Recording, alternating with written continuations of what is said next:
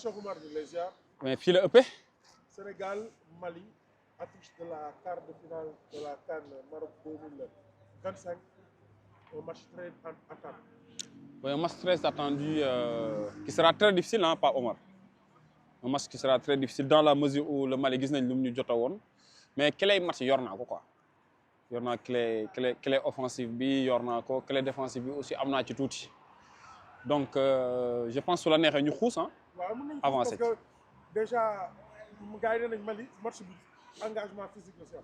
waaw engagement physique ah xam nga le Mali en fait le Sénégal doit mettre beaucoup d'hommes au niveau de l'entrejeu ci milieu de terrain bi li koy waral mooy seen zone de préparation mu ngi nekk ci deuxième ligne milieu bi qui est composée de Koulibaly de Doumbouya et de Sangaré mooy la ligne qui est juste devant Yves Bissouma ak Dieng qui joue comme double pivot. Il y a une ligne du milieu qui est devant ce double pivot là foofu ñoom seen préparation action bi foofu lay jógee maintenant su fa jógee ñoom ils n'ont pas des possibilités d'être rapides dans les phases offensives moo tax leur jeu se limite pratiquement au niveau du milieu de terrain après ci kaw lu ñu fa am jël donc noonu la ñuy jouer. À partir de là, je pense que Pape Thiaw, ce qu'il devra faire, c'est mettre beaucoup plus d'hommes au niveau de l'entrejeu pour gagner la bataille au milieu de terrain. Parce que ce sera un match très combatif. Donc nos joueurs, il faut qu'ils se préparent à recevoir des coups. Physiquement, il y aura du répondance du côté malien. Nous avons en fait bataille physique et puis qu'ils mettent beaucoup d'énergie, beaucoup d'impact. Donc c'est un match qui va se passer ainsi. Hein. Il ne faut pas chercher de midi à 14h. Maintenant, la clé, la possibilité que le Sénégal a, moi, au niveau de la charnière centrale, qui est composé de Camara et de Abdoulaye Diaby, c'est une charnière qui est assez lourde. Ils ont un problème de tourner. Si on lance derrière la défense, ils ont des difficultés pour faire la rotation, pour tourner. Donc la clé du match, c'est la charnière centrale malienne qui est très très très lourde, qui a des difficultés pour faire des rotations, qui a des difficultés pour faire de bonnes couvertures. Donc si on lance des balles derrière cette charnière, ou bien à l'intérieur même de la charnière avec un attaquant qui peut faire le job dans le bon positionnement, dans l'écart un peu des zones, je pense qu'on peut les surprendre pour marquer des buts. Qu'est-ce qu'il faut faire côté défense sénégalaise?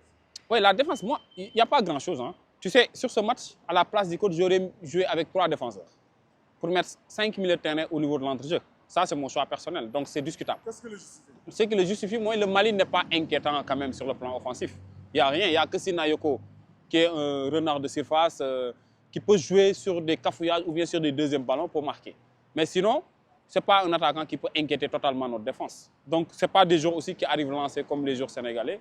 Ce qui me fait dire qu'à la place du coach, j'aurais mis 5 milieux de terrain pour gagner la bataille du milieu de terrain. Parce que si tu gagnes la bataille au milieu, tu les pousses vers leur zone défensive. Donc, plus qu'ils reculent, plus qu'ils peuvent commettre des erreurs. Parce que comme on voit, sur le plan défensif, c'est des joueurs qui sont très, très, très lourds, qui ont des difficultés souvent pour sortir vite. Ils ont un problème d'explosivité et de réaction. Donc, à part de là, je pense que le Sénégal peut les surprendre. À défaut des balles longues derrière la défense, quelle autre alternative le Sénégal peut exploiter? Oui, le jeu de vitesse, le jeu alterné. C'est-à-dire, si nous sommes côté, pas Omar. Il faut que Ibrahim Mbaye fasse départ du match. Parce que si nous sommes côté, nous devons jouer au ralenti. Le côté gauche, si tu as Sadio Mané, le côté droit, tu as Iliman Ndiaye, les deux côtés jouent au ralenti. C'est le même rythme, oui, ils jouent. Mais tu ne peux pas surprendre les Maliens comme ça. Parce que les balles tunisiens, ils ont le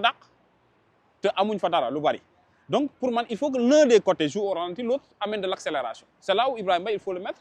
Parce qu'Ibrahim Mbaye, c'est une première période. En deuxième période, les Maliens vont préparer ce garçon. Il faut que ça soit clair. Deuxième période, Maliens, ils vont préparer comment faire pour contenir Ibrahim Mbaye en deuxième période. Donc, pour les déjouer maintenant, il y a Ibrahim en première période, il y a 70 minutes, il y a parce qu'en fait, quand on a deuxième période, nous avons les défenseurs, si on a pour nous lijeenti boy bi kessé lolo waral mané pour apporter des accélérations sur un des flancs. Je pense qu'avec méforme un peu de Iliman Ndiaye, on peut faire démarrer Ibrahim Mbaye qui peut être très très très dangereux face à cette lourde défense malienne.